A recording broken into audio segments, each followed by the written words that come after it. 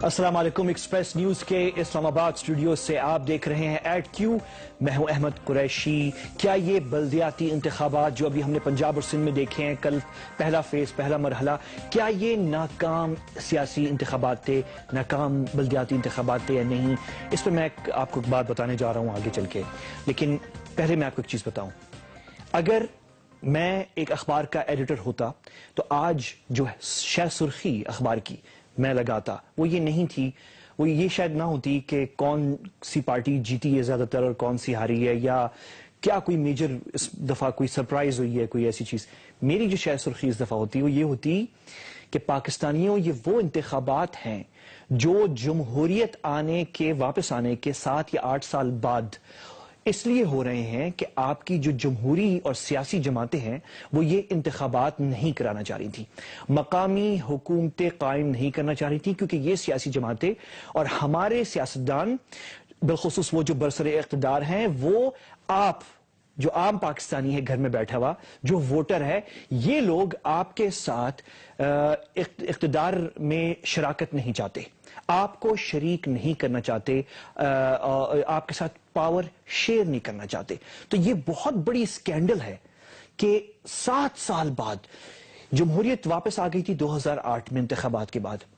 ये इंतखाबात 2009 बहुत ज्यादा तो 2010 में हो जाने चाहिए थे। 2010 में नहीं हुए, 11 में नहीं हुए, 12 में नहीं हुए, 15 में जाके हो रहे हैं, जब इस असेंबलियों की उम्र मुद्दत में 2-2.5 साल रह चुके हैं। तो ये बहुत बड़ी स्कैंडल है, और ये एक रिमाइंडर, याद ताजा करने के लिए हमारे मीडिया को, लोगों को बताना चाहिए था, वोटर्स को, आम पाकिस्तानियों को, मुझे और आपको, कि ये इंतखाबात जो आपने कल पहला मरहला देखा है बल्दियाती इंतखाबात का, ये जबरदस्ती हुआ है। ये नून लीग और पीपल्स पार्टी नहीं चाह रहे थे। इन दो पार्टियों ने पिछले 7 सालों से हर मुमकिन कोशिश की कि ये इंतखाबात ना हो। 5 साल पूरे पीपल्स पार्टी के गुजरे और 2.5 साल नून लीग के। शायद नून लीग भी ना करवाती है इंतखाबात अगर वो केसेस सुप्रीम कोर्ट में जो हुई और फिर इतना प्रेशर बिल्डअप हो गया। और सबसे बड़ी बात, जो क्रेडिट यहां पे जाना चाहिए फ्रैंकली तहरीक इंसाफ को, बल्कि तहरीक इंसाफ से पहले बलूचिस्तान की हुकूमत ने सबको शर्मिंदा कर दिया, पीटीआई को भी, नून को भी, पीपल्स पार्टी को भी। जब बलूचिस्तान में वहां पे सिक्योरिटी मसाइल होने के बावजूद वहां पे सबसे पहले जमहूरियत आने के बाद, यानी 2008 में जो आई है, अब जाके बलूचिस्तान हुकूमत ने इस साल बल्दियाती इंतखाबात करवाए। तो पहली बात तो यह कि यह बहुत बड़ी स्कैंडल है कि पाकिस्तानी जमहूरियत में, जमहूरियत आने के बाद 7 साल बाद जो है, जमहूरियत पसंद लोग जो हैं उनको इतना टाइम लगा ये इंतखाबात करवाने में, जिसके अंदर शराकत इख्तिदार होती है एक आम शहरी के साथ, उस चीज को आगे करने में, यानी जमहूरियत को फरोग देने में जो है इतना टाइम लगा। तो पहली बात तो ये है। दूसरी बात, पहली बात तो तनकीद थी, आगे 2-3 बातें मैं तनकीद ही करना जा रहा हूं, लेकिन कुछ पॉजिटिव जो चीजें हैं वो भी जिक्र करना चाहिए। तो पॉजिटिव में जो है, हुकूमत पंजाब की तारीफ एक चीज में बिल्कुल करनी चाहिए, और वो ये है कि हुकूमत पंजाब ने इस दफा असलहा की नुमाइश पे और ये हुकूमत पंजाब भी और हुकूमत सिंध भी असलहा की नुमाइश पे जो है बड़ी सख्ती से अमल दरामद किया है। जो भी वो हैं लॉज हैं, हमारे क्लॉजेज हैं, उनको इन्फोर्स किया है। और ये मेरे ख्याल में क्रेडिट में जाता है नून लीग के, कि पंजाब में इवन जो रूलिंग पार्टी है नून लीग, उनके अपने एमपीए या एमएनए जो है, या उनके जो कैंडिडेट्स थे काउंसलर सीट पर, उनमें से उन लोगों ने जिन्होंने फायरिंग की, उनके खिलाफ कार्रवाई की गई, और ये बहुत अच्छी बात है। बल्कि एक केस के अंदर तो कैंडिडेट को भी अरेस्ट किया और उसके भाइयों को भी अरेस्ट किया जो है वो छुड़ाने आए थाने में। तो ये क्रेडिट जाता है नून लीग को। एक क्रेडिट और इलेक्शन कमीशन ऑफ पाकिस्तान को जाता है कि इस दफा जो है इलेक्शन कमीशन ऑफ पाकिस्तान ने काफी हद तक बेहतर ऑर्गेनाइज्ड इलेक्शन किए पंजाब में और सिंध में, बनिस्बत उन इंतखाबात के जो शायद खैबर पख्तूनख्वा में हुए, या बनिस्बत उन इंतखाबात के जो लास्ट टाइम हुए थे मुशर्रफ साहब की हुकूमत के दौर में। तो ये इंप्रूवमेंट हुई है। लेकिन ये जब मैं तारीफ कर रहा हूं इलेक्शन कमीशन ऑफ पाकिस्तान की, मैं अपने दिल पे हाथ रख के कर रहा हूं। उसकी वजह यह है कि ये तारीफ करना, इस वक्त इलेक्शन कमीशन ईसीपी की तारीफ करना बिल्कुल ऐसी बात है जैसे कि आप कहें कि گھر سارا جل گیا ہے، لیکن فائر بریگیڈ کا بڑی مہربانی ان کی، انہوں نے جو دروازہ جو انٹرنس پہ جو ڈور میٹ بچھا ہوا تھا وہ بچا لیا ہے. گھر جل گیا ہے لیکن بڑی تعریف ہے فائر بریگیڈ کی کہ انہوں نے جو ہے ڈور میٹ جو ہے وہ بچا لیا ہے. یعنی کیوں؟ کیونکہ اس دفعہ بھی الیکشن میں فرینکلی اگر ہم سن 2015 میں بھی اور نیشنل ایکشن پلان لاگو ہو چکا ہے، ملک میں اتنی سختی ہوئی ہے مختلف وائلنس پہ اور ان چیزوں پہ، اس کے باوجود اگر ہم ایسے انتخابات کروائیں جہاں پہ 15 16 17 20 لوگ مارے جائیں، پولیس پہ تھانوں پر دعویٰ جو ہے ڈالا جائے، اٹیک کیا جائے اور اس طرح کے وائلنس کے واقعات ہوں، تو یہ تو بہت بڑی سکینڈل ہے. کوئی اور جمہوریت میں اگر اس قسم کے انتخابات ہو، اس کے 15 20 17 18 تو دور کی بات ہے، 2 یا 3 بھی قتل ہو جائیں، تو میرے خیال میں election commission of Pakistan intervene کرتی اور نلیفائی کرتی اور پنش کرتی ان سیاسی جماعتوں کو جن کے کینڈیڈیٹس جو انہوں نے وائلنس استعمال کیا ہے. لیکن یہاں پہ نون لیگ بھی اور پیپلز پارٹی کے کینڈیڈیٹس بھی وائلنس، انٹیمیڈیشن، مطلب میں کہانیاں پڑھ رہا تھا کہ سندھ میں طلاق کی دھمکیاں دے کر ووٹ دلوائے گئے، یعنی یہاں اور بھی دھمکیاں دی گئیں، پھر فائرنگ بھی کی گئی، بہت کچھ وائلنس ہر قسم کی. خیرپور میں جو ہوا وہ سب آپ کے سامنے ہے، فیصل آباد میں جو ہوا وہ سب کے سامنے ہے. تو اگر یہ چیزیں ہو رہی ہیں اب بھی سن 2015 میں ہماری جمہوریت میں، تو یہ بھی ایک بہت بڑی سکینڈل ہے. اور آخری پوائنٹ جو میں آپ کو دکھانا چاہ رہا ہوں وہ یہ ہے، یہ تصویریں دیکھیں ذرا، یہ تصویریں ایک ایک کر کے دیکھیں. یہ تصویریں یہ سارے آپ کو نارمل مڈل کلاس پڑھے لکھے پاکستانیوں کی تصویریں ہیں، اور یہ وہ پاکستانی ہیں جو پاکستان میں منتخب نہیں ہوئے، یہ کینیڈا میں منتخب ہوئے ہیں، برطانیہ میں منتخب ہوئے ہیں، ناروے میں منتخب ہوئے ہیں. ایک تصویر میں آپ کو دکھانا چاہ رہا ہوں، یہ حق نواز اختر چودھری کی ہے. یہ 1982 میں، آج سے 30 سال پہلے، پاکستان لاہور چھوڑ کے ناروے چلے گئے تھے. اس وقت یہ چوتھے منتخب نائب سپیکر ہیں ناروین پارلیمنٹ کے. ٹھیک ہے، نارمل مڈل کلاس فیملی سے ہیں. آپ کو پتہ ہے کینیڈا میں بھی انتخابات ہوئے ہیں، وہاں پہ بھی ایک نوجوان 44 ایئر اولڈ پرائم منسٹر منتخب ہو گیا، پڑھا لکھا کا آدمی. یہ تصویر آپ ان کی دیکھ رہے ہیں. ساتھ یہ پاکستانی خواتین، ایک گجر خان کی میرے خیال میں یہاں کے پنڈی کے یہاں جیلم کی ہیں، اور ایک جو ہے رحیم یار خان کی ہے جنوبی پنجاب کی.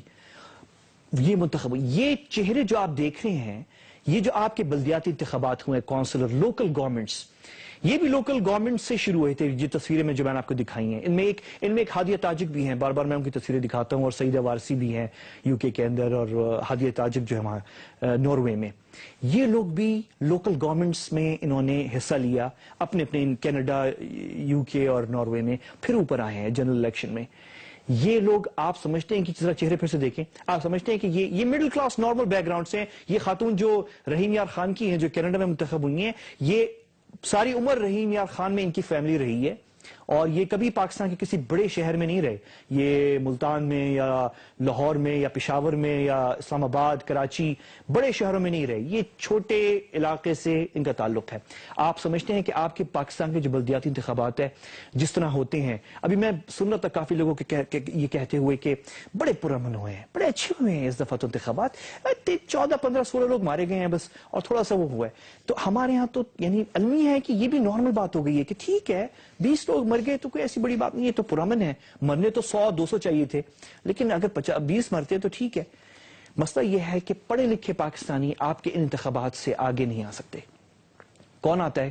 انفارچونیٹلی سب نہیں، لیکن بدماش آتے ہیں جو انٹیمیڈیٹ کر سکتے ہیں، جو دھمکیاں دے سکتے ہیں اور جو قتل کر سکتے ہیں، وہ لوگ انتخابات میں آگے آتے ہیں. یہ جو پڑھے لکھے پاکستانی ہیں ان کو اپنے ملک میں موقع نہیں ملتا، انہیں باہر ملتا ہے. تو انفارچونیٹلی اس دفعہ بھی ان انتخابات میں تھوڑی سی امپروومنٹ ہوئی ہے، تھوڑی سی. لیکن ابھی بھی میں آپ کو، یہ آپ ہماری پیج پہ جائیے گا، اس پروگرام کے جو ہمارا فیس بک پیج ہے اس پہ میں یہ رپورٹ ابھی مجھے موصول ہوئی ہے، میں تفصیلات آپ کو اس لیے نہیں بتا رہا، تھوڑی دیر پہلے مجھے موصول ہوئی ہے فافن کی، free and fair election network ورک جو ہے فافن، اور انہوں نے اتنی irregularities ہوئی ہیں اس انتخابات کے اندر، انہوں نے پہلے مرحلے میں انہوں نے بیان کی ہیں. تو یہ ساری جو چیزیں ہیں وہ آپ، چھوٹی سی ان کی رپورٹ ہے، لیکن آپ کو بحیثیت پاکستانی شہری اور ایک سٹیزن ہونے کے اور ووٹر ہونے کے ناطے ایک نظر ضرور ڈالنی چاہیے. ایک صفحے کی رپورٹ ہے, زیادہ لمبی نہیں, لیکن آپ کو پتہ چلے گا کہ کتنے غلط ہیں یہ ہمارے ہاں جو انتخابات ہو رہے ہیں. اور اس میں انفارچونیٹلی 2015 21ویں صدی کی دوسری صدی بھی ختم ہونے جا رہی ہے, اور ابھی تک جو ہے ہم وہ انتخابات نہیں کروا پا رہے جس میں پڑھے لکھے پاکستانی بھی سامنے آ سکے. وقت میرا ختم ہے, وقفے کی طرف چلتے ہیں, واپس آئیں گے. عمران خان صاحب کی جو ڈیورس ہوئی ہے ایک دفعہ اس پر بھی نظر ڈالنی ہے, میرے ساتھ رہیے گا.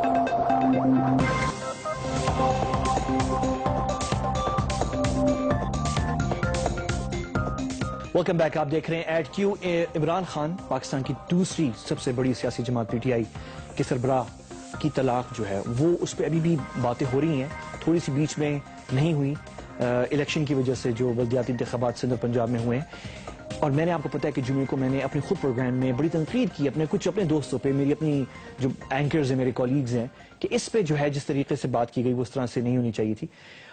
اس خطا کا مرتکب میں خود بھی نہیں ہونا چاہ رہا, لیکن میں یہ سیگمنٹ ضرور کر رہا ہوں. اس کی وجہ یہ ہے کہ جس طرح سے باتیں ہو رہی ہیں اس طلاق کے بارے میں, لگ رہا ایسے ہے کہ یہ مسئلہ ابھی سٹوری ختم نہیں ہوئی ہے, یہ آگے پھر ابھر سکتی ہے, اور اس پہ میں نے بات کرنی ہے. لیکن میں نے اسٹوڈیو میں نے سوچا کہ میں پی ٹی آئی سے کسی کو بلاؤں, لیکن میں نے کہا کہ میں نے پی ٹی آئی کی سینئر لیڈرشپ سے کسی کو نہیں بلانا, اور میں نے وہ جو منجے ہوئے سیاستدان ہیں پی ٹی آئی میں ان کو بھی نہیں بلانا. میں نے پی ٹی آئی کی جو کور ہے وہی یوتھ ہے, جو آئیڈیولوجیکل کور ہے پی ٹی آئی کی, ان کا ایک نمائندہ بلانا ہے. اس لیے میرے پاس اس اسٹوڈیو میں عمر بٹ صاحب ہیں. عمر بٹ جو ہیں, بہت شکریہ آپ کا عمر, اپنا ٹائم نکالا. Thank you very much. اچھا, آپ میرے ساتھ اس لیے بیٹھے ہوئے ہیں کیونکہ آپ نے 30 سال کی عمر میں پی پی 10 پہ آپ نے الیکشن میں 2013 میں کھڑے ہوئے تھے. میرے خیال میں آپ ینگسٹ تھے پی پی 10 میں آج تک جو بھی کوئی کینڈیڈیٹ الیکشن میں. آپ جیتے نہیں, لیکن یہ بڑی بات ہے کہ آپ پھر بھی اسٹیپ فارورڈ آگے آئے تھے. اچھا, میں ناظرین کو صرف بتانا چاہ رہا ہوں کہ دھرنے کے دوران ایک تو آپ لائر بھی ہیں, جی بالکل, اور پی ٹی آئی کے کارکن بھی ہیں, لیکن جو انٹرسٹنگ بات ہے وہ یہ ہے کہ آپ دھرنے کے دوران, پورا دوران دھرنے کے, آپ سیکیورٹی پہ مامور تھے عمران خان کے کنٹینر کی. جی بالکل, جو وہاں پہ اندر آتا تھا, جو باہر جاتا تھا, اس کی تمام سیکیورٹی وہ آپ کے ہاتھ میں تھی. جی بالکل, آپ نے سب کو آتے اور جاتے دیکھا ہے. جی بالکل, ریحام خان کو بھی آتے جاتے. جی بالکل, ایز اے جرنلسٹ وہ ان کے 1-2 وزٹس ہیں جو بے شمار جرنلسٹ بیسکلی خان صاحب کے ساتھ انٹرویو کرنے آتے تھے. اسی طرح مس ریحام بھی ہماری نظروں کے سامنے آئیں اور کنٹینر میں انہوں نے انٹرویوز وغیرہ کیا خان صاحب کے. بالکل, آپ نے خود کہا کہ عمر کے بہت سارے صحافی آتے جاتے تھے. پہلے تو اگلا سوال سے پہلے بس میں بتا دوں کہ آپ کو عمران خان نے اپنی سیکیورٹی, کنٹینر کی سیکیورٹی پہ مامور کیوں کیا؟ بیسکلی مطلب آپ کا کوئی تعلق بیک گراؤنڈ کوئی پولیس فوج سے؟ نہیں, ایسا نہیں تھا. بیسکلی پارٹی کو اس وقت اپنے ایک ایسے لوئل بندے کی, جس کے کیونکہ خان صاحب کی سیکیورٹی کا معاملہ تھا, ان کے کنٹینر کا معاملہ تھا, حالات اتنے ہائپڈ اپ تھے کہ ہر روز ہمیں کوئی نہ کوئی ڈفرینٹ نیوز ملتی تھی کہ ابھی کوئی دھماکہ نہ ہو جائے, کوئی ایسے لوگ نہ آ جائیں جو خان صاحب کے اوپر اٹیک کر دیں. تو پارٹی کے لیے ایک ایسے اپنے کارکن کے اوپر اعتماد کرنا, کیونکہ میں پارٹی کے ساتھ 2007 سے وابستہ ہوں, ون آف دا اولڈسٹ جو ہے پارٹی کا کارکن بھی ہوں, تو اس وجہ سے مجھے سیف اللہ نیازی, خان صاحب نے, عامر کیانی اور جو ہماری نعیم الحق صاحب ہیں جو سینئر لیڈرشپ ہے, انہوں نے یہ ذمہ داری مجھے دی اور میری ٹیم کو دی تاکہ ہم اس کو سیکیور کر سکیں. This was the reason. بہت سارے صحافی آ جا رہے تھے, بہت سے صحافیوں نے انٹرویو کیے کنٹینر میں, ان میں سے ایک ریحام خان بھی تھی. جی بالکل, لیکن جب ریحام خان آپ بتا رہے ہیں 1-2 دفعہ انہوں نے انٹرویو کیا ہے وہاں کے, آپ کو لگا کہیں کسی وقت جو آپ نے کہا ہوگا کہ یہ سارے صحافی آ رہے ہیں لیکن یہ جو صحافی آ رہی ہیں, آپ کو کچھ نظر آیا کہ آگے چل کے یہ کوئی شادی کی طرف معاملہ جا رہا ہے؟ کوئی نہیں, ایسی کوئی چیز نہیں تھی جو ہمارے نوٹس میں ہوتی. ہمارے لیے ریحام خان بھی انہی جرنلسٹ کی طرح تھی جس طرح باقی لوگ آ رہے تھے, جو ہمارے لیے میڈیا, ویسے ہی ہمارے انسٹرکشنز بھی یہی تھی کہ میڈیا کے لوگ جو ہیں وہ بڑے, ان کی respect, that was our first priority. تو اسی طرح ریحام بھی آتی تھی, وہ کرتی تھی. جس طرح باقی قوم کو یہ خوشخبری ملی خان صاحب کی شادی, اسی طرح باقی ورکرز کو بھی یہ نیوز اسی دن ملی جس دن پارٹی کی طرف سے اعلان کیا گیا. عمر, مجھے بتائیں کہ اب یہ ڈیورس جو ہوئی ہے, یہ ہمیں پارٹی لیڈرشپ کے جو سینئر لیڈرشپ ہے ان کے ریاکشنز آ گئے. مجھے معلوم ہے کہ جو آپ کے سطح پر جو یوتھ ہے پی ٹی آئی میں, وہ انہوں نے بھابھی بنا لیا تھا, اور فرسٹ بھابھی اور یہ سوشل میڈیا پہ اب اچانک سے یہ چیز ڈیورس ہو گئی ہے. کیا ریاکشن ہے ابھی؟ دیکھیں شادی کے معاملے پہ بھی یوتھ بڑی خوش تھی، جیسے آپ نے کہا ان کو بھابھی بھی بنا لیا ہے، اور ہم نے ان کو ایکسیپٹ بھی کیا، اسی طرح رسپیکٹ بھی دی. ڈائیورس انفارچونیٹلی ایک ایسا پروسیجر ہے جس کا ہم سب کو جو ہے اس پہ دکھ بھی ہے، اور ہمارے خیال کے مطابق ایسا نہیں ہونا چاہیے تھا. لیکن میرے خیال سے یہ دو لوگوں کے درمیان ان کا ایک ازدواجی مسئلہ ایک بڑی پرسنل چیز ہے، ان کی پرائیویسی ہے، تو میرے خیال سے وہ معاملہ ان دو اڈلٹس کے درمیان میں تھا. انہوں نے ایک چیز جو ان کے لیے ورک آؤٹ نہیں کی اس کو انہوں نے اپنی لائف سے ختم کر لیا. ٹھیک ہے. اچھا، اس پہ اب بات ہو رہی ہے کہ یہ کہانی صرف ڈیورس تک نہیں ہے، بہت ساری باتیں ہو رہی ہیں. اب میں ایکچولی کیونکہ میں نے خود تنقید کی اپنے کولیگز پہ، اور میں نے کہا کہ ایک حد تک ہمیں ڈسکس کرنا چاہیے، اس سے آگے نہیں بڑھنا چاہیے. تو میں پرسنل اس پہ تو نہیں جانا چاہ رہا، لیکن جو اس کے پولیٹیکل وہ ہیں اس پہ میں بات کرنا چاہ رہا ہوں. کچھ چینلز، کچھ صحافی، کچھ سیاسی مخالفین فائدہ اٹھانے کی کوشش کر رہے ہیں اس سے. کچھ کہہ رہے ہیں کہ ہو سکتا ہے ریحام خان جو ہیں وہ آگے چل کے بلیک میل کر سکتی ہیں پی ٹی آئی کو بھی اور عمران خان کو بھی. ان کے پاس انفارمیشن ہے، ان کے پاس معلومات ہیں، اور اس طرح کی باتیں ہو رہی ہیں. دیکھیں، as a core P T I worker اور یوتھ کے ریپرزینٹیٹیو کے طور پہ جتنا پیار ہم نے مس ریحام کو دیا ہے، میرا نہیں خیال کہ وہ کبھی بھی آنے والے وقت میں پارٹی کے خلاف کوئی ایسا گند اچھالیں گی جو ایگزسٹ نہیں کرتا. خان صاحب کی ذات اس وقت کرپشن سے پاک ہے، ہر طرح کے معاملے سے پاک ہے. ہی از دا اونلی لیڈر جو اس وقت پاکستان میں میرے خیال میں جن پہ سب سے کم انگلیاں اٹھائی جاتی ہیں. تو میرا نہیں خیال کہ ان کے پاس پہلی تو بات ایسا کوئی مواد ہوگا جس کو وہ آنے والے ٹائم میں پی ٹی آئی کے خلاف استعمال کر سکتی ہیں. دوسرا، نہ ہی مس ریحام کی ایسی نیچر ہے کہ وہ جا کے آنے والے دور میں ایسا کچھ کریں گی. دو کہ میں خود بھی اس چیز کو نوٹ کر رہا تھا کہ کچھ پارٹیاں ہیں، کچھ سیاسی جماعتیں ہیں ہمارے پاکستان کی جنہوں نے اس طلاق کے فوراً بعد ریحام خان کو اپنی پارٹی میں شامل کرنے کے لیے باقاعدہ دعوت بھی دے دی ہے، اور اس کو آن ایئر میڈیا کے اوپر جو ہے. اس کا مقصد کیا ہے دعوت دینے کا؟ دیکھیں، ان کا کوئی سیاسی بیک گراؤنڈ ہے نہیں، اور میرے خیال سے اس طرح کی دعوت دینے کا مقصد یہی ہے کہ وہ کوئی ایسا مواد ڈھونڈ رہے ہیں یا کچھ ایسا کرنا چاہ رہے ہیں جس سے وہ آنے والے وقت میں پی ٹی آئی کے اوپر جو ہے نا کوئی گند اچھال سکیں. بالکل. اچھا، تو اور آپ کو لگتا ہے کہ وہ نہیں، مجھے ان سے ایسی کہ وہ ایکسیپٹ کریں گی وہ کسی پارٹی میں نون کو جوائن کر لیں؟ یا دیکھیں، میرا نہیں خیال کہ وہ ایسا کوئی بھی اقدام لیں گے. ان کا ایک شی واز ویری ایمبیشیس، اور ان کا ایک گول ضرور رہا ہے کہ وہ پاکستان کے لوگوں کی خدمت کرنا چاہتی تھیں، ہیں، اور آگے مستقبل میں بھی کریں گی. لیکن اس کے لیے لازمی نہیں ہے کہ وہ ایک پولیٹیکل پلیٹ فارم ہی جوائن کریں. وہ یہ کام بغیر پولیٹیکل کسی پارٹی کو جوائن کیے بھی کر سکتی ہیں. بالکل صحیح. اچھا، ایک چیز مجھے بتائیں عمر کہ ان کے بارے میں، ریحام خان کے بارے میں کہا جا رہا ہے کہ وہ بہت ایمبیشیس تھیں. میری نظر میں ایمبیشیس ہونا بہت اچھی بات ہے، ہر ایک کو ایمبیشیس ہونا چاہیے، یہ اچھی بات ہے، لیکن صحیح طریقے سے ہونا چاہیے. وہ ایمبیشیس تھیں، ہو سکتا ہے تھوڑی سی زیادہ ہوں. آپ کے اب جو مجھے پتا ہے کہ سیاسی جو ٹاپ لیڈرشپ ہے، فرکشنز ہر پارٹی میں ہوتے ہیں، ہر جگہ ہوتے ہیں. نون لیگ کے اندر کھل کے سامنے آ گئے تھے پچھلے ہفتوں کے اندر.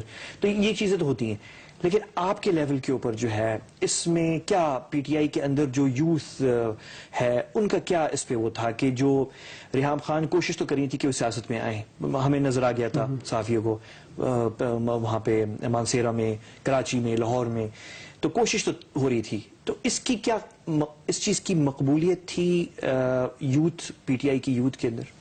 دیکھیں، خان صاحب کا شروع سے ایک موقف رہا ہے، اور میرے خیال میں نہیں وہ تو رہا ہے، انہوں نے تو کہا کہ ہم نے موروثی سیاست سے بالکل باہر نکل، لیکن ریحام خان تو پھر بھی آ رہی تھی. دیکھیں، انہوں نے ایک سٹیپ لیا، اور میرے خیال میں یہ اور یوتھ جو ہے ویلکم بھی کر رہے تھے، مانسیرا میں بھی کر رہے تھے، لاہور میں بھی کیا، کراچی میں بھی ویلکم کر رہے تھے. دیکھیں، ایز خان صاحب کی وائف، ایز بھابی، as an ambitious woman, yes, ہم نے بالکل ان کو ویلکم کیا. لیکن پارٹی کے معاملات کے اوپر خان صاحب نے کیٹیگوریکلی کئی بار یہ بولا کہ ریحام خان سیاست میں حصہ نہیں لیں گی، اور خان صاحب کا وہی پرنسپل سٹینڈ آج تک قائم ہے. اور یہ جو معاملہ ہے یہ ایک بار پھر ثابت کرتا ہے کہ خان صاحب نے ایونچولی اپنے اصولوں کو آگے رکھا. عمر، یہ جو انتخابات ہوئے ہیں فرسٹ فیز بلدیاتی، اس میں اس ایک دن پہلے یہ ڈیورس کا آنا اس پہ اثر انداز ہوا ہے؟ میرے خیال سے اس خبر سے جو ہے ہمیں کافی نقصان پہنچا پی ٹی آئی کو. لگ رہا ہے کہ بالکل. میری رائے تھی جمعے کے دن پرسوں کہ اس پہ کوئی اثر نہیں ہوگا، بلکہ الٹا شاید سمپیتھی ووٹ مل جائے. نہیں میرے لیکن خیال ایسا سے چونکہ پنجاب کے دیہاتوں میں دیکھیں ایک بڑا ڈفرینٹ کانسیپٹ ہوتا ہے. اس وقت جو 12 اضلاع چوز کیے گئے فرسٹ فیز میں، ان میں لاہور از دا اونلی سٹی جو بڑا ہے اس وقت. باقی ساری جگہ ایسی ہیں جہاں پہ برادریزم اور ہمارے جو قوم ہے اس کا ایک ڈفرینٹ پرسپشن ہے اس معاملے کو لے کے. تو میرے خیال میں اس کا ہمیں نقصان پہنچا ایک دن پہلے اس خبر کے باہر نکلنے سے. اچھا ایک مجھے چیز بتائیں کہ ایک چیز ثابت ہو گئی ہے اس بلدیاتی انتخابات کے بعد کہ آپ کی جو پی ٹی آئی کی پنجاب لیڈرشپ ہے وہ ناکام ہے. لاہور میں جو اسپیشلی جو دیکھ رہے ہیں معاملات کو اور اوور آل جو پنجاب کو دیکھ رہے ہیں پی ٹی آئی، اور یہ باتیں پی ٹی آئی کے اندر بہت پہلے سے ہو رہی ہیں. نام لیے جا رہے ہیں باقاعدہ، میں سب کے اب نام ہی لوں گا لیکن نام لیے جا رہے ہیں. حامد خان صاحب کا نام آتا ہے، عبدالرشید صاحب کا نام آتا ہے، چودھری رشید کا نام آتا ہے. اس طرح یعنی بہت ساری باتیں ہوئی ہیں. دیکھیں میں کسی بلیم گیم میں جانے کی بجائے آج شفقت محمود صاحب کے میں اس اقدام کی تعریف کروں گا کہ انہوں نے اس چیز کی ذمہ داری قبول کی اور اپنی ریزائن کر دی اپنی پوسٹ سے. دو کہ یہ جو سارا سیٹ اپ ہے یہ ٹیمپریری ہے. لیکن صرف شفقت محمود صاحب نے کیا. جی صرف شفقت، کیونکہ لاہور کی سٹی سے وہ تو اس لیے لاہور کے ریزلٹ کے اوپر وہ سب سے پہلے ہیں جنہوں نے اس چیز کو قبول کیا اور قبول کر کے جو کہ بہت اچھا، جو کہ ایک بڑا اچھا اقدام ہے. میرے خیال میں پہلی دفعہ پاکستانی سیاست میں ایسے ہو رہا ہے. جی بالکل اس طریقے سے. تو میں اس لیے ان کے اس اقدام کی تعریف کروں گا کہ انہوں نے اس چیز. لیکن آپ کو لگتا ہے کہ پنجاب میں ضرورت ہے؟ یعنی پنجاب میں نے نہیں دیکھا کہ یوتھ کو اوپر آنے کا موقع دیا گیا ہو. دیکھیں اس وقت پاکستان کی پہلی اور واحد جماعت خیبر پختونخوا میں دیکھ رہے ہیں، ہم نے دیکھا خیبر پختونخوا میں یوتھ کو آنے کا موقع دیا گیا اسمبلیوں کے اندر بھی، اور پی ٹی آئی نے یہ کیا ہے. پنجاب میں نہیں کر رہی. دیکھیں انٹرا پارٹی الیکشن میں وہی کہہ رہا ہوں، پاکستان تحریک انصاف نے انٹرا پارٹی الیکشن متعارف کروا کے ہر کسی کے لیے ایک اوپن فورم دے دیا ہے. ہمارا آنے والا لیکن پنجاب میں کیوں نہیں یوتھ آ رہی ہے؟ جی پنجاب میں بھی ہے. اب دیکھیں مجھے ٹکٹ ملا 2013 کے الیکشن میں یوتھ کے کوٹے سے ملا. میرے ساتھ جو پی پی 9 سے آصف محمود ان کو ملا. یہ میں صرف پنڈی کی آپ کو بتا رہا ہوں، پنڈی میں اتنے یوتھ ہیں جن کو ٹکٹ ملا. تقریباً 35 سے 40% ہمارے ٹکٹس جو ہے وہ یوتھ کو گئے. ایون آپ بلدیاتی الیکشنز میں آپ اٹھا کے دیکھ لیں. میں اس وقت لالاموس اور گجرات کے ڈسٹرکٹ میں تھا لوکل گورنمنٹ الیکشنز کے حوالے سے. وہاں پہ بے شمار یوتھ جو ہے اس کو ٹکٹس دیے گئے اور ان میں سے کئی ہیں جنہوں نے سیٹس بھی جیتی ہیں. تو یوتھ کو پاکستان تحریک انصاف ایک واحد جماعت ہے جو ان کو اوپر آنے دے. جو لیڈرشپ ہے، جو آرگنائزرز ہیں، جو بنی ہوئی ہیں ٹیمز، اس میں ابھی بھی پھر بھی جگہ نہیں ہے. دیکھیں وہ اس کی ایک وجہ ہے، ہیوی ویٹس ہیں. بالکل. جب آپ کے پاس شفقت محمود صاحب ہوں، جو آپ کے پاس عبدالرشید صاحب ہوں، جو آپ کے پاس جہانگیر ترین صاحب ہوں، شاہ محمود قریشی صاحب ہوں، ہیوی ویٹس ہیں. آبویسلی آپ پھر یوتھ اس طرح سے شاید جگہ. لیکن تناسب کی بات ہے. میرے خیال سے یوتھ کو ایک پراپر ریپرزنٹیشن دی گئی ہے اور مناسب نمائندگی بھی دی گئی ہے. ہمارا ایک پورا یوتھ ونگ الگ ہے، اس کی نمائندگی اپنی جگہ پہ ہے. پھر آ جاتا ہے کئی جگہوں پہ ایسے میچور فیصلے. پھر ہماری سی اے سی ہے جو اس وقت سینٹرل ایگزیکٹو کونسل ہے، اس میں آپ دیکھیں یوتھ کو موقع دیا ہوا ہے. بالکل صحیح ہے. وقت میرے پاس بالکل ختم ہے. عمر میں آپ کا بہت شکر گزار ہوں. آپ کو ہم فرسٹ ٹائم جو ہے یہاں پروگرام میں آپ کے ساتھ بیٹھا ہوں. نشست رکھیے. ہم اگلی بار بھی آپ کو دیکھیں گے انشاءاللہ. بہت شکریہ. وقفے کی طرف چلتے ہیں اور واپس آئیں گے اور ذرا بات کرتے ہیں 2-3 چیزوں کی، لیکن اس میں ایک حسین حقانی صاحب بھی ہیں. لیکن یہ سب وقفے کے بعد میرے ساتھ رہیے گا.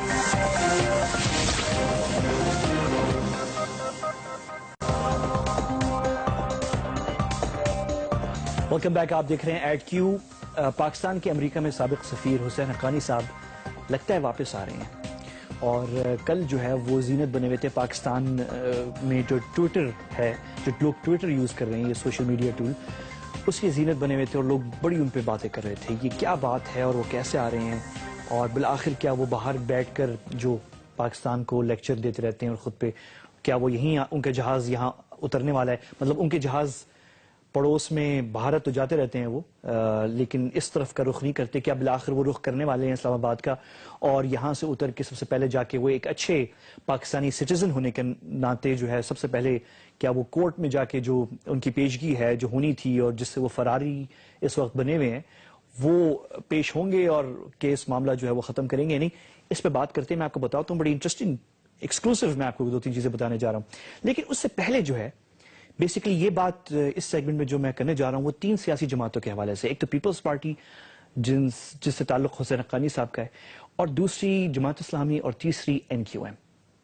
اور بیسکلی بات جو میں آپ کو بتانے جا رہا ہوں بہت سیریس بات ہے، اور وہ بات یہ ہے کہ پاکستان میں ابھی تک کوئی قانون ایسا نہیں ہے جو لگام لگا سکے پاکستان کی سیاسی جماعتوں کے اوپر جب وہ جماعتیں یا ان جماعتوں کے اندر کچھ لوگ غلط کام کریں یا حد سے آگے نکل جائیں۔ یہ اکاؤنٹیبلٹی جو ہے، یہ جو چیک ہے، یہ چیک بالکل نہیں ہے پاکستان کی پولیٹیکل پارٹیز پر۔ اور کیسے نہیں، میں آپ کو مثال دیتا ہوں۔ ابھی پہلی کیس میں این کیو ایم کی اٹھاتا ہوں۔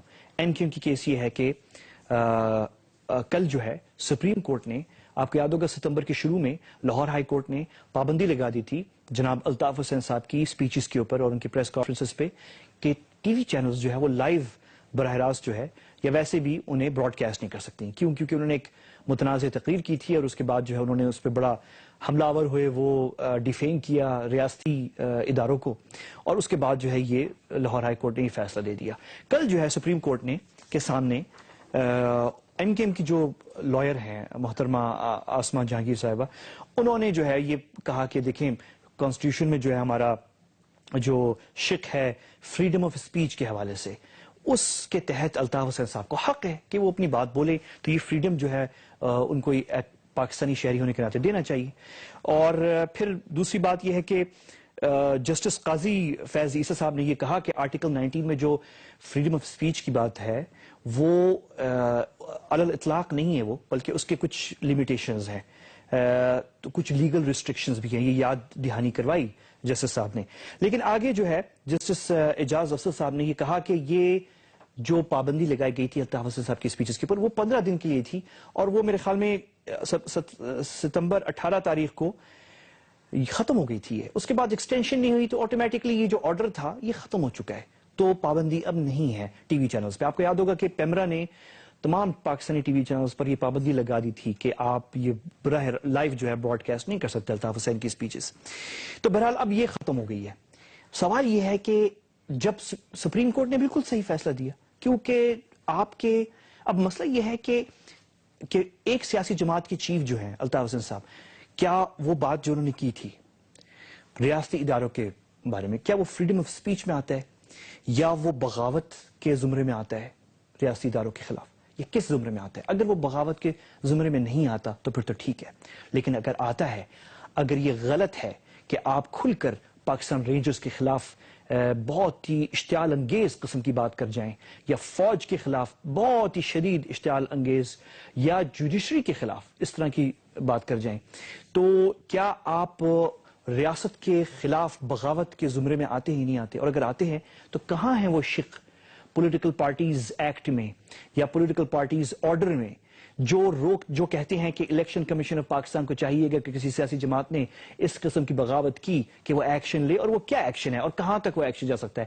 کیا پابندی بھی رکھ سکتی ہے کسی سیاسی جماعت پہ یا نہیں؟ وہ نہیں ہے۔ تو بات بالکل کھلی ہوئی ہے کہ آپ جتنی بھی چاہیں بات کر لیں، ریاست کے خلاف بغاوت کی بات کر لیں، کوئی نہیں روکتا آپ کو۔ دوسرا مثال میں آپ کو جماعت اسلامی کا دینا چاہ رہا ہوں کہ کل یا پرسوں جو ہے کراچی یونیورسٹی کے اندر، کراچی یونیورسٹی کی مختلف ڈپارٹمنٹس کی لڑکیاں وینز اپنا انتظار کرتے ہوئے چھٹی کے وقت جو ہے کرکٹ کھیلنے کھڑی ہو گئیں۔ اس پہ جماعت اسلامی کی جو اسٹوڈنٹ ونگ ہے انہوں نے ان پہ حملہ کیا، ان پہ اٹیک کیا، اور جب کچھ لڑکوں نے آ کے کراچی یونیورسٹی کے جو ہے ڈیفینڈ کرنے کی کوشش کی کہ آپ کیوں، کون ہیں آپ، یعنی آپ یونیورسٹی کے اسٹوڈنٹس ہیں جو جماعت کے اسٹوڈنٹ ونگ کے ہیں، جمعیت کے ہیں، تو اس پہ ہاتھا پائی ہوئی اور وہ مار پٹائی بھی ہوئی۔ ایک اسٹوڈنٹ جو ہے اسے ہاسپٹل بھی لے جانا پڑا۔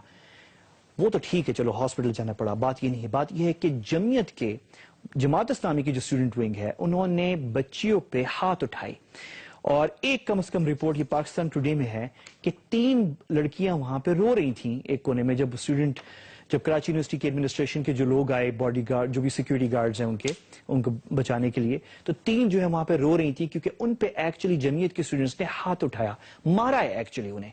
کیوں کیا یہ سب کچھ؟ کیونکہ وہ کرکٹ کھیل رہی تھی، اور جمعیت کے یعنی ان کے مطابق یہ ہمارے یعنی یہ نہیں ہونا چاہیے، ان کو کھیلنا نہیں چاہیے لڑکیوں کو کرکٹ جو ہے، یہ جو ہے یہ ان کی یعنی مذہب کی ان کی وہ ہے انٹرپریٹیشن ان کی یہ ہے کہ یہ غلط ہے کھیلنا۔ تو انہوں نے مارا، ہاتھ اٹھایا۔ سوال یہ ہے کہ کیا پولیٹیکل پارٹیز ایکٹ کے انڈر ای سی پی کو اس کا نوٹس نہیں لینا چاہیے ان چیزوں کا؟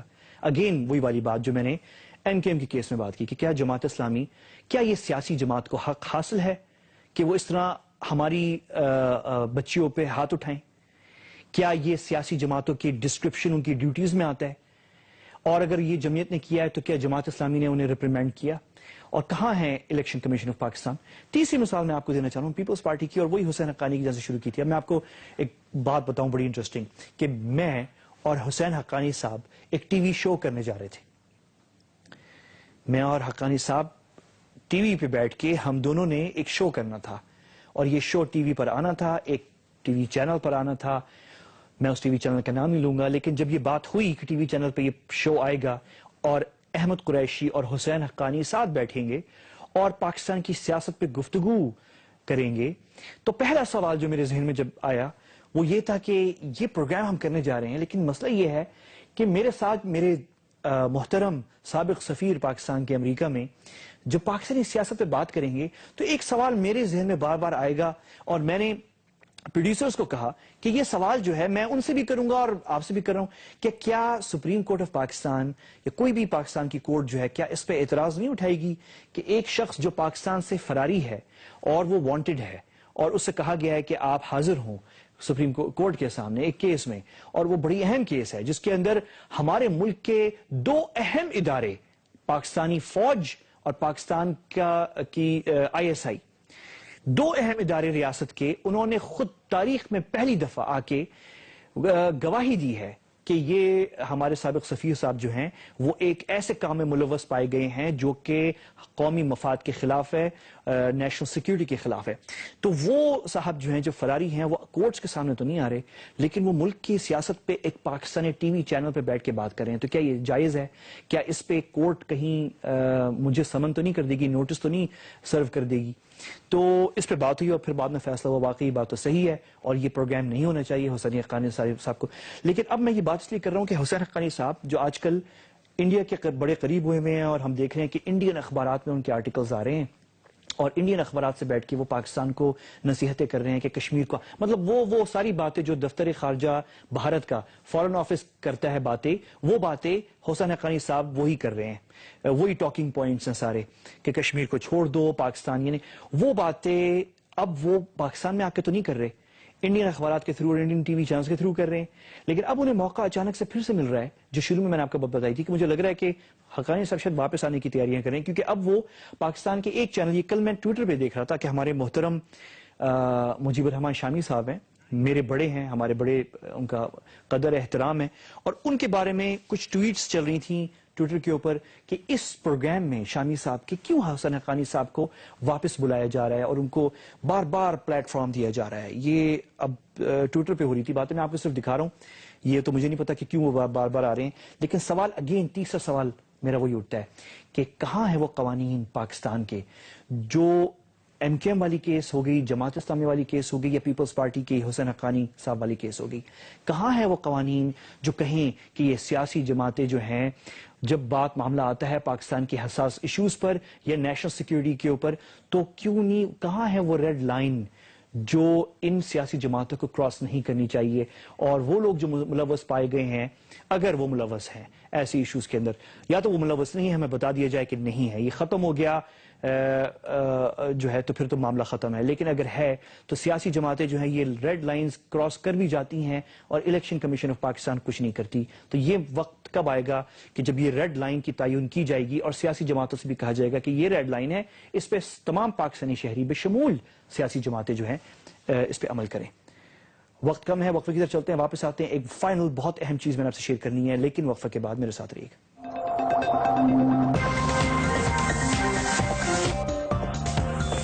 ویلکم بیک، آپ دیکھ رہے ہیں ایڈ کیو. اس وقت جب پاکستان کی سیاسی اور عسکری قیادت نے مل کر یہ فیصلہ کیا، اور فیصلہ اس طرح ہوا کہ آپ نے دیکھا کہ نواز شریف صاحب prime minister of Pakistan, general Raheel Sharif chief of army staff, دونوں نے پچھلے ایک سال کے اندر واضح کر دیا دنیا کے اوپر اور بالخصوص بھارت پہ کہ کشمیر جو ہے وہ ہمارا ٹاپ انٹرنیشنل ایجنڈا ہے اس وقت پاکستان کا. اس وقت مجھے لگ رہا ہے کہ ایک سازش ہوئی ہے جس میں پاکستان کی جو رکنیت ہے UN human rights council Geneva میں، اس رکنیت کو ختم کر دیا گیا ہے. اس کے انتخابات ہوئے، اس پچھلے ہفتے 3 دن پہلے، اور ان انتخابات میں پاکستان یہ انتخابات لڑ رہا تھا. پاکستان یہ انتخابات پچھلے کوئی 7-8 سال سے لڑ رہا ہے، اور پاکستان کی مجھے پتا ہے کہ آپ لوگ سب یہاں سنتے ہیں، بتایا جاتا ہے کہ پاکستان بڑا آئسولیٹڈ ہے دنیا کے اندر، بڑا وہ ہے، لیکن حقیقت یہ ہے کہ پاکستان کی ڈپلومیسی بہت افیکٹو ہے، اور پاکستان کا بڑا وزن ہے انٹرنیشنل فورمز کے اندر. اور اسی لیے پاکستان یون ہیومن رائٹس کاؤنسل میں پچھلے 7-8 سالوں سے منتخب ہوتا آتا رہا ہے. لیکن اس دفعہ اس وقت جب ہم کشمیر کاز اٹھانے جا رہے ہیں، تو اس وقت یون ہیومن رائٹس کاؤنسل جو کہ جنیوا میں ہوتا ہے، اس میں پاکستان کو ہروا دیا گیا ہے. اور یہ سازش مجھے باہر سے نہیں ہوتی دکھائی دے رہی، یہ انفارچونیٹلی مجھے لگ رہا ہے کہ یہ اسلام آباد میں ہوئی یہ سازش، یہ اور حکومت کے اندر سے ہوتی دکھائی دے رہی ہے. کیونکہ اس وقت جب یہ الیکشن ہونے جا رہے تھے، جب ہمیں ایک قابل سفارتکار کی ضرورت تھی جنیوا میں جو کینویسنگ کرتا، لابینگ کرتا، جس طرح کے ضمیر اکرم صاحب موجود تھے جنیوا میں، ٹھیک اس انتخابات سے چند دن پہلے انہیں ریپلیس کر دیا جاتا ہے، ایک نیا سفیر بھیج دیا جاتا ہے جو کہ وہ بھی قابل احترام ہے، اس میں کوئی شک نہیں ہے. لیکن یہ آپ کو کوئی بھی بات بتا سکتا ہے کہ انتخابات سے پہلے آپ ایک ایکسپیرینس شخص کو ہٹا کے جس نے لابینگ کرنی ہے اور ایک نئے ایمبیسڈر کو لے آئیں، یہ زیادتی ہے دونوں کے ساتھ. کیونکہ جو جا رہا ہے اس کے پاس تجربہ ہے، وہ کر سکتا تھا کینویسنگ، وہ نہیں کر پائے گا ظاہر ہے. اور جو نئے آ رہے ہیں ان پہ آپ ذمہ داری ڈال رہے ہیں لابینگ کرنے کی، اور ان کی ابھی اس طرح سے کانٹیکٹس نہیں بنے ہوئے، اور کانٹیکٹس لابینگ جو ہے وہ کانٹیکٹس پہ ہوتی ہے. تو یہ چیز انفارچونیٹلی بہت بڑا دھچکا ہمیں لگ گیا ہے کہ کشمیر کاز جو اٹھانے ہم جا رہے تھے.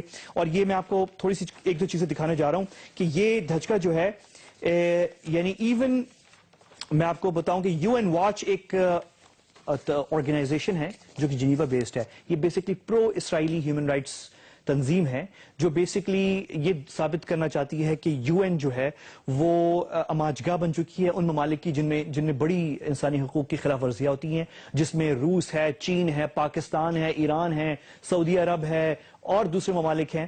اور اسرائیل جو ہے وہ اسرائیل اور امریکہ کو تنقید نہیں کرتی. یہ تنظیم جو ہے، اس تنظیم نے اس الیکشن ہونے سے پہلے اسپیشل ایونٹ کروایا نیو یارک کے اندر. یہ میں آپ کو تصویر دکھا رہا ہوں، یہ تصویر دیکھیں. اور اس میں یہ پاکستانی کوئی وہ ہیں برٹش پاکستانی قانتا احمد، یہ کوئی ہیومن رائٹس ایکٹیوسٹ ہیں، لندن میں ہوتی ہیں، ان کو اسپیشلی نیو یارک بلایا گیا اور ان سے یو این میں جو پریس میڈیا کلب ہے وہاں پہ اسپیشلی پریس کانفرنس کروائی گئی پاکستان کے خلاف کہ پاکستان کو ری الیکٹ نہیں ہونا چاہیے انتخابات کے اندر، یہ جو ہیومن رائٹس کاؤنسل کے ہو رہے ہیں. اور انفارچونیٹلی ہوا یہی کہ پاکستان جو ہے وہ ڈیفیٹ ہو گیا. کون منتخب ہوا؟ وینزویلا منتخب ہو گیا، بروندی، ایکواڈور، ایتھیوپیا، کرغزستان، ٹوگو اور یو اے ای امارات، اور ٹوگو تک ملک. لیکن پاکستان جس کی اتنا وزن ہے، مطلب پاکستان یہ وہ ملک ہے جس نے آج سے 1 سال پہلے، 1 سال بھی نہیں، 1 سال سے بھی کم، ڈرون، پچھلے سال بلکہ 2014 میں پاکستان نے ڈرون کے خلاف امریکہ، برطانیہ اور فرانس کی اپوزیشن کے باوجود جو ہے ڈرون ریزولوشن پاس کروائی اقوام متحدہ کے اندر. تو پاکستان جو ہے وہ ڈیفیٹ ہو گیا انفارچونیٹلی. اور یہ ساری ایکٹیویزم ہوئی ہے. اور یہ دیکھیں ایک رپورٹ، یہ ایک انڈیا کے ایک اخبار میں رپورٹ شائع ہوئی ہے کہ یہ پاکستان کا ڈیفیٹ ہونا میجر سرپرائز ہے کہ پاکستان کیسے ڈیفیٹ ہو گیا. اور اس کی ایک ہی وجہ بتائی جا رہی ہے کہ پاکستان نے کوئی لابنگ نہیں کی. تو اب سوال یہ اٹھتا ہے دفتر خارجہ سے اور پرائم منسٹر نواز شریف صاحب کی حکومت سے کہ آیا یہ جان بوجھ کے پاکستان کو ڈیفیٹ کروائی گئی ہے یا نہیں، اور کیا وجہ تھی کہ ضمیر اکرم صاحب کو اس وقت جب یہ کینویسنگ اور لابنگ ہو رہی تھی ووٹس کے لیے، اس وقت جو ہے کیوں تبدیل کیا گیا پاکستان کا سفیر. میں تو کہہ رہا ہوں کہ اس پہ انویسٹیگیشن ہونی چاہیے پارلیمنٹ کے اندر بھی اور گورنمنٹ کے اندر بھی، کیونکہ میرا خیال ہے، میری پرسنل رائے ہے کہ یہ کشمیر کو جو ہم میجر طور پہ اٹھانے جا رہے تھے انٹرنیشنل لیول کے اوپر، اسے گرانے کے لیے اس کے خلاف یہ سازش کی گئی ہے. اسے انویسٹیگیٹ کیا جائے اور ہم بھی کریں گے اسے اپنے اگلے پروگرام کے اندر اگلے ہفتے. اس وقت کے لیے مجھے اجازت دیجیے. اللہ حافظ.